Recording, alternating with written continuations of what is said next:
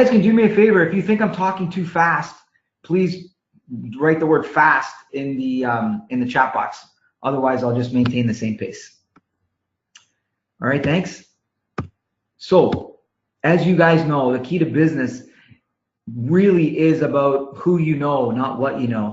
And in fact, if you talk to Dr. Ivan, he'll say it's how well you know who you know that really counts. But you'll be seeing today in the 4 C's, it's not just about who you know. It's not just about how well you know them in terms of credibility. There's some other factors at play as well. Now, this first C is going to come way too easy to you. And you've seen this far too often. In Member Success Program, we talk about the fact that referrals really kick in terms of significant numbers when you've reached the credibility threshold. That's when you can expect tier 2+ referrals. That's when you can expect predictable, consistent referrals once people have trusted you. My issue is that there might be a little bit more to it. We know that referrals take time because trust takes time. We know that it's safe to say that if there's no trust, there's no referrals. But does that automatically mean that if you reach the credibility threshold, if you reach the trust point, that automatically you're going to start getting referrals with consistency? So, Cindy, I don't know how many people said yes or no to the question of automatic referrals. It was 100% said no. Really? Everyone who responded said no, it's not automatic. Wow. Well, thank you for that. Thanks for the answers. I completely agree with you. Now, we will get some referrals when trust has been established, but not with any significance and not with any predictability and consistency. Because the truth is, just because I know you, like you, and trust you does not necessarily mean I will refer to you, and here's why. Because I trust you, Cindy, and you know I like you and I know you, but I'm not really sure if you're good at your job. I know you are. I know the neurosurgeon because he plays soccer with my kids. His kids play soccer with my kids. And I trust him with my car keys. I trust him with my wallet. I trust him with my children. But that doesn't necessarily mean that I am sure that I can trust he's good at his job. The lawyer from my hometown is a great example. I know him, but I know nothing about him as a professional.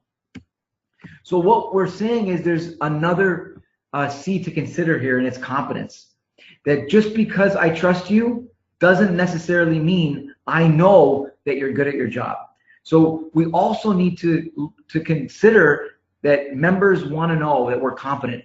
And we'll talk about competence a little bit more, but let me just ask you this first. What do you think should come first?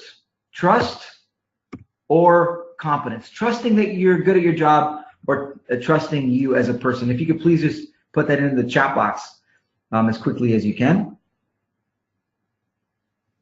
What should come first when you're establishing a relationship with someone in the business world? Trust or competence? I can't see anything happening in the chat box. Cindy, can you?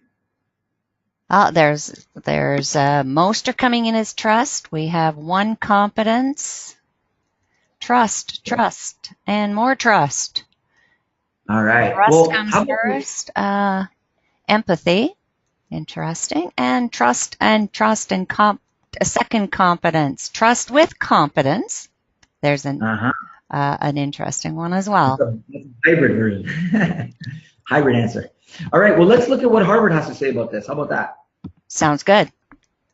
All right. So Amy Cuddy and her team of psychologists have been studying first impressions for over, I think, 15 years now. And in her book, Presence, she says that people size you up in seconds.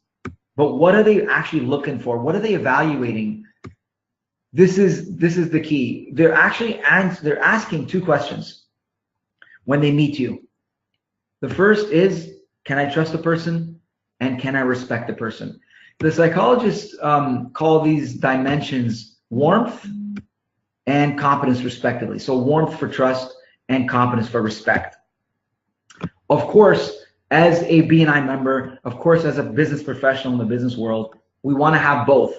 However, we need to look at what's more important. And it's an important question to ask because it dictates what you put first. It dictates what you ask first. It dictates what you're looking for first, right? And so the answer is credibility.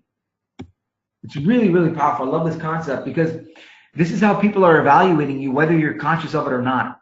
And it may seem counterintuitive, especially for those who guessed competence, because we as business people think that, hey, you know what? I need to win your trust. Excuse me. I need to prove that I can handle your business, which is really proving that you can trust me as a business person. It's proving that you can trust that I'm the right person for the job. But if you look at this from an evolutionary perspective, if you go back to the caveman days, it's so important and crucial to survival for us to know if we can give our trust to a person. I call this kill versus skill. I mean, imagine you're sitting in your cave, you're with your family, and some stranger walks by your caveman door. You're not concerned with how quickly they can climb coconut trees and get food for you, or how skilled they are as hunters. What you're looking for and what you're thinking about is, can I trust this person? Can I trust this human being? Is the warmth there or not? And the truth of the matter is, competence is pretty much irrelevant unless credibility has been established. Here's what happens. Most business professionals focus on their smarts. They want to prove that they're smart enough, that they're competent enough to handle your business, to handle your money. And during networking, during speaking engagements, and during one-to-one meetings, what usually happens is we put our smarts first. And my question to you is, what are you doing when you're in the open networking time, when you're out networking at BNI or non-BNI functions? What are you doing from the stage when you're speaking?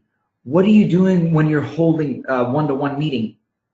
What are you putting first, especially at a first-time meeting with somebody? Are you showing how competent you are, or are you helping establish your own credibility in terms of trust? So here's what I'm going to quote Cuddy in her book Presence. She says that MBA interns are often so concerned about coming across as smart and competent that it can lead them to skip social events, not ask for help, and generally come across as being unapproachable. These overachievers are in for a rude awakening when they don't get the job offer because nobody got a chance to really know them, like them, and trust them as people. I threw in like them there from a kind of BNI perspective. But let's look at what Teddy Roosevelt says, former U.S. president. People don't care how much you know until they know how much you care. And if someone doesn't trust you, you being competent is really not going to go very far. I mean, your competence is not going to matter much. So here's the bottom line. To gain more referrals and impact your bottom line, you need to establish credibility and competence, but in that order. So let me take a step back and just say, look, in BNI, let's assume that when we say trust, when we reach that credibility or trust threshold, that it implies that I trust you as a person and I trust you're good at your job. Let's give that to BNI. Let's assume that that's what is meant when we say trust.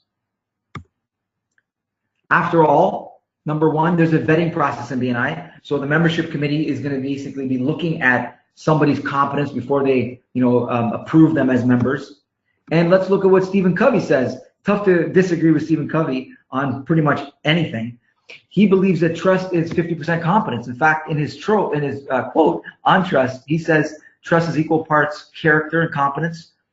You can look at any leadership failure and always comes down to one or the other.